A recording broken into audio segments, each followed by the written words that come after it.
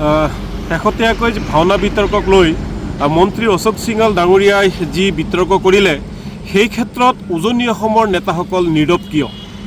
তেওঁলোকে একো গম পোৱা নাই নেকি যে অশোক সিংহাল ডাঙৰীয়াই মহাপুৰুষ শ্ৰীমন্ত শংকৰদেৱৰ যি সৃষ্টি ভাওনা সেই ভাওনাক লৈ যে বিতৰ্ক কৰিছে, চিতু বৰুৱা হওক, শৃংখল চলিহা হওক, তেওঁলোকে শুই আছে নেকি? নে তেওঁলোকে কাণত তোলা লগাই তেওঁলোকে বহি আছে? নে তেওঁলোকে যি ভূমিকম্প মাজে মাজে আহি আছে অসমত, সেই ভূমিকম্পৰ ভয়ত তেওঁলোকে ৰাজস্থান বা উত্তৰ প্ৰদেশলৈ তেওঁলোকে গুচি গৈছে? আমাৰতো সেনেকাই সন্দেহ হৈছে যে অশোক সিংহালৰ ভয়ত তেওঁলোকে ৰাজস্থান অথবা উত্তৰ প্ৰদেশলৈ গুচি গৈছে। তেওঁলোকে যদি কিবা প্ৰতিবাদ কৰে এই ভাওনাৰ বিৰুদ্ধে, তেতিয়াহ'লে হয়তো শৃংখল চলিহাই যি 2026 নিৰ্বাচন, এই নিৰ্বাচনত তেওঁলোকে টিকট নাপাব, বিজেপিৰ পৰা হয়তো টিকেট নাপাব, আমাৰ এটা এনেকুৱা ধাৰণা হৈছে।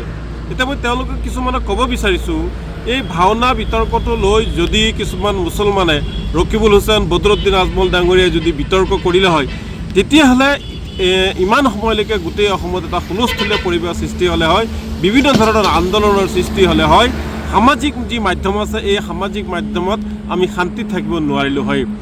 মুছলমানে নকৰাৰ বাবে, মন্ত্ৰী অশোক সিংহাল ডাঙৰীয়াই কৰাৰ বাবে, বনিয়া শ্ৰেণীৰ এগৰাকী মন্ত্ৰী তেওঁ ভাওনাকে লৈ বিতৰ্ক কৰাৰ বাবে উজনি অসমৰ যি দল সংগঠন আছে, শৃংখল চলিহাকে আৰম্ভ কৰি চিত্ৰ বৰুৱাকে আৰম্ভ কৰি তেওঁলোক নীৰৱ দৰ্শক হৈ আছে আৰু ভূমিকম্প অশোক সিংহালৰ ভয়ত তেওঁলোকে ৰাজস্থানলৈ গুচি গৈছে। গতিকে আমি বৰ লাজ পাইছোঁ। উজনি অসমৰ যিসকল দল সংগঠন, আপুনি টাই অসম ছাত্ৰ সন্থা কওক, বীৰ লাচিত থানাৰ নেতা শৃংখল চলিহা কওক, চিতু বৰুৱা কওক, তেওঁলোকে সদায় আমি দেখা পাওঁ যে খিলঞ্জীয়াৰ স্বাৰ্থত মাত মাতে আৰু মিয়া শ্ৰমিকৰ বিৰুদ্ধে সদায় সৰব হৈ থাকে। মিয়া শ্ৰমিকক তেওঁলোকে অত্যাচাৰ কৰা দেখা যায় কেতিয়াবা, কিন্তু তেওঁলোকে এতিয়ালৈকে কিয় সাৰ পোৱা নাই যে মহাপুৰুষ শ্ৰীমন্ত শংকৰদেৱৰ সৃষ্টি ভাওনাক মন্ত্ৰী অশোক সিংহাল ডাঙৰীয়াই বিতৰ্কৰ সৃষ্টি কৰিছে, বিভিন্ন কথা কৈছে।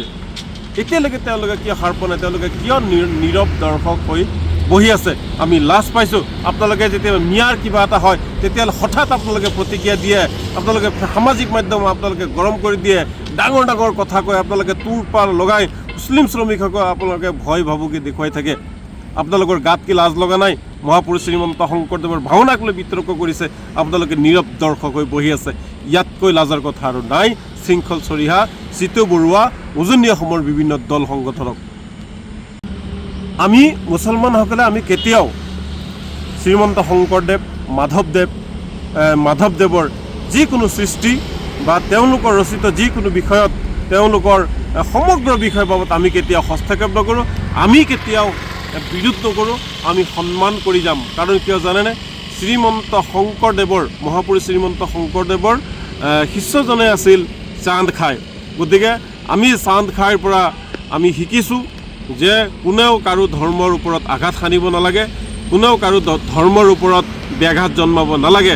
যাৰ কাৰণে আমি বৃহত্তৰ অসম, অসমীয়া জাতিৰ স্বাৰ্থত, অসমীয়া কলা, কৃষ্টি, সংস্কৃতি, ভাষা আদিৰ ক্ষেত্ৰত আমি সদায় বৃহত্তৰ অসমীয়া জাতিৰ লগত আছোঁ।